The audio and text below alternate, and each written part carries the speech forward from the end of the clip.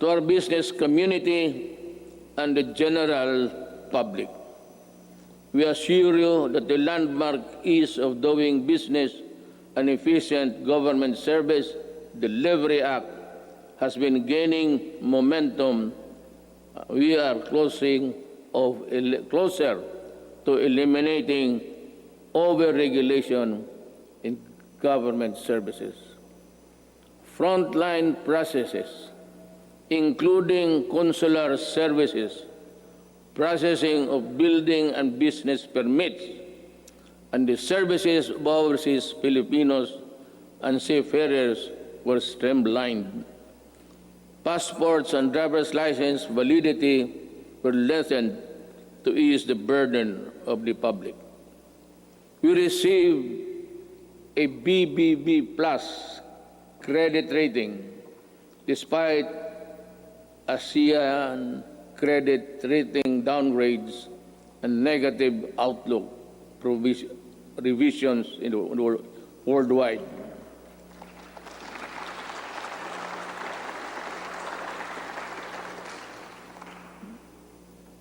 The Japan Credit Rating Agency upgraded us from BBB plus to A minus last month. Meanwhile, Moody's has affirmed and maintained the country's ratings at BB2, Baa2 rather.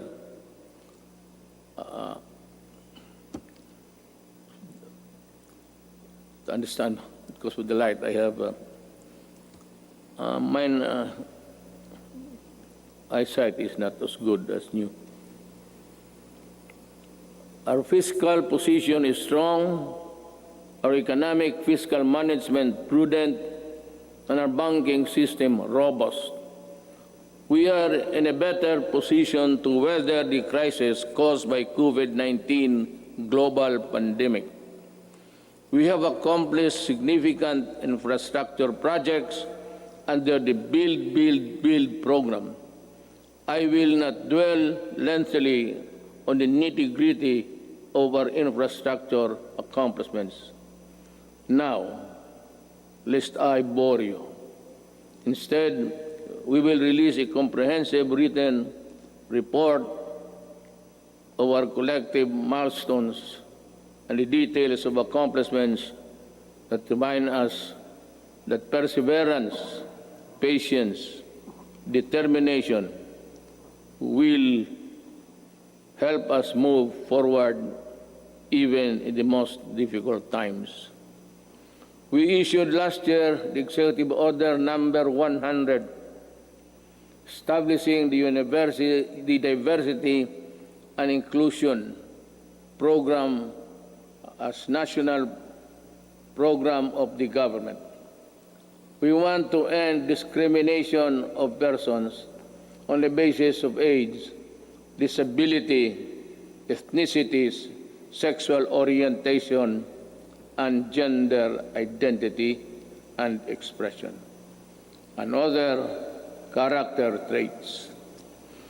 My administration always believed that freedom from illegal drugs, terrorism, corruption, and criminality is itself a human right violation. Part of our efforts to uphold human rights is protection of the rights of children and the right against discrimination. Early last year, I signed Executive Order number 92, creating the National Council Against Child Labor. Government efforts to protect the rights of children will be amplified to prevent, reduce, and eliminate any form of child labor. Our achievements along this line will have been extolled by an overwhelming number of fellow member states in the UN Human Rights Council during its recently held 44th session last June. Rest assured that we will not dodge our obligation to fight for human rights. My countrymen, there are lessons to be learned from the coronavirus pandemic. It jolted us to realize that gains made after spending so much planning, effort, cost, and time could diminish considerably and quickly for reasons beyond one's anticipation. That it is much easier to destroy than build, that in a crisis of national proportion that affects every aspect of human life, government needs to have the support and cooperation of the people if it is to succeed in battling the cause of that crisis. That there are people who ask for compassion but show none themselves. That life, after all, is fickle like the weather.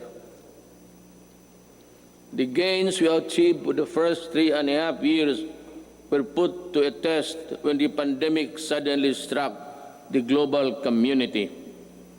While I am aware that the road towards a comfortable life would all be far easy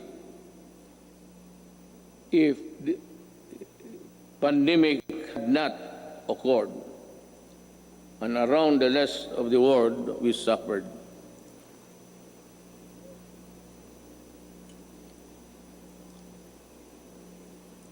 The global scale and socio-economic impact of COVID-19 pandemic has been unprecedented. Yet, in the throes of its global health emergency, we have been able to withstand the headwinds generated by this coronavirus. In this regard, I would like to express my gratitude to all those who made possible the steady supply of food, water, basic utilities of our households.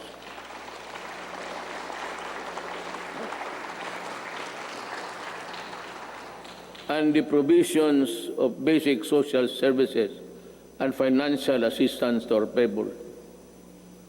Our profound gratitude goes to everyone who helped keep our country's food supply chain running.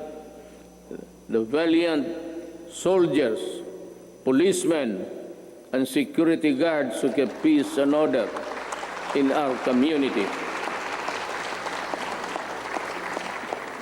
The dedicated personnel who kept our essential establishment operational. You showed us kindness and selflessness. You gave us strength. You risked your own lives to serve the greater good in keeping the Filipino spirit of bayanihan.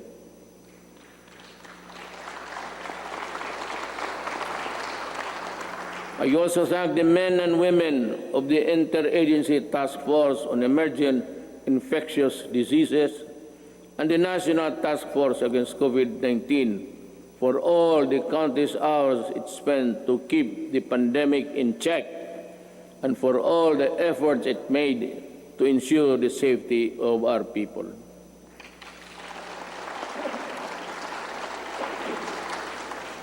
Let me also recognize the efforts of the local government units that step up and initiated their own response measures to contain effects of COVID-19 and its impact to their constituents have been impact to its constituents. The shadow says it's a period there. I know exactly the difficulties you are undergoing. I pray that the officials of each LGU in our country, from the barangay to the autonomous regions, would set aside partisan politics and selfish interests to do what is right and good for all. Likewise,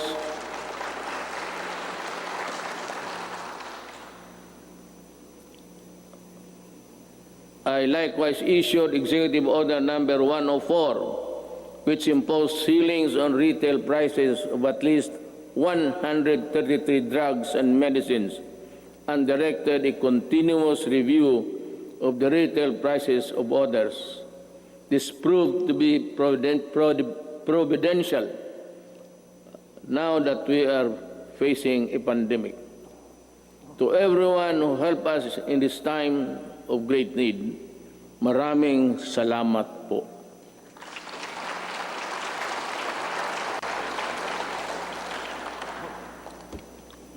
Let me say that the strength of a nation rests in the hands of the people acting as one with government. In the pursuit of common goals and objectives, when the pandemic struck, I decided to prioritize life over other considerations according to experts. The intervention that the government had put in place prevented as much as 1.3 to 3.5 million infections. To me, even if the numbers were much lower, it would still be and would have been worth the sacrifice we made. Buhay muna bago lahat. We initially encountered difficulties ramping up our testing capacity. We now have 93 accredited testing laboratories nationwide, and we are aiming to conduct 1.4 million tests by end of July and ensure a quick turnaround time of 48 to 72 hours. Under the Social Amelioration Program, we allotted 2.5 billion or 2.5 billion for poor and low-income households who were affected during this pandemic, who thrive on a no work, no pay arrangement. Admittedly, our implementation of the Social Amelioration Program was not perfect, and some opportunists turned crisis into opportunity. We will catch up with you sooner than you think. We came up with the COVID-19 Adjustment Measures Program, extended financial assistance to over 650,000 affected individuals in the formal sector, 110 OFWs abroad, and almost 83,000 repatriated OFWs were also provided temporary wage employment to displace marginal workers through the TUPAD project. Our indigent senior citizens were also provided with a stipend for the rest of the semester of the current year. This health emergency stretched government's resources to its limits. In response to the Office of the President, worked closely with Congress for the quick passage of the Bayanihan to Heal as One Act. May I again reiterate my thanks to you, the men and women of Congress, for the effort you invested in passing that law. I hope that we can get some or the same treatment of clarity, purpose, and the fastness to support the passage of the Bayanihan Recover to Act as One, which is supplement funds for recovery and response against the impact of COVID-19 pandemic.